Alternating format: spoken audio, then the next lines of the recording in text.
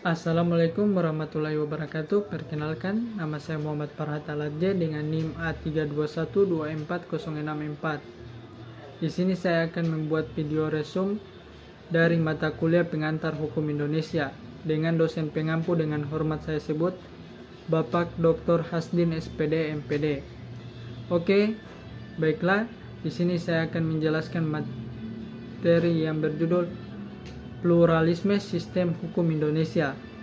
Oke, langsung saja. Yang pertama ada pengertian pluralisme hukum. Pluralisme sistem hukum adalah berlakunya banyak sistem hukum bagi semua golongan dalam satu wilayah, khususnya di Indonesia, yaitu secara bersamaan berlaku beberapa sistem hukum, yaitu hukum adat, hukum Islam, dan hukum Barat. Kemudian sejarah pluralisme sistem hukum Indonesia.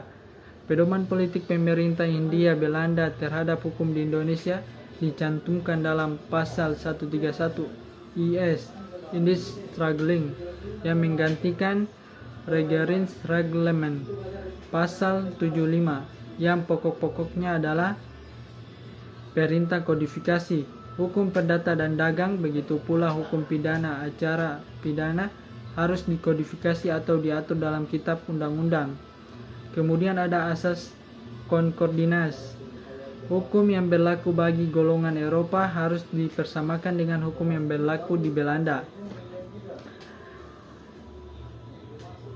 Kemudian mengenai ordinans yang mengatur hukum perdata dan hukum dagang.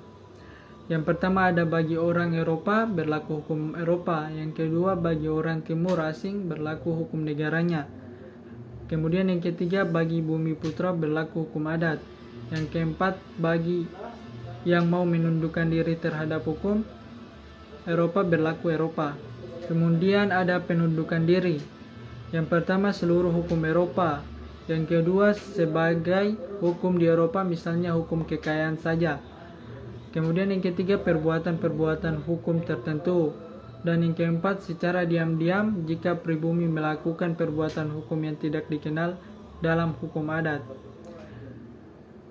Pada pasal 163 IS Indisch Struggling, pembagian golongan penduduk menentukan penghuni-penghuni Indonesia dibedakan dalam golongan Eropa, bumi putra dalam timur asing dengan hukum berbeda. Kemudian golongan Eropa terdiri dari orang Belanda, orang Eropa kecuali orang Belanda. Kemudian orang Jepang, Amerika, dan Australia. Dan anak yang lahir sebagai anak yang diakui sah oleh keturunannya.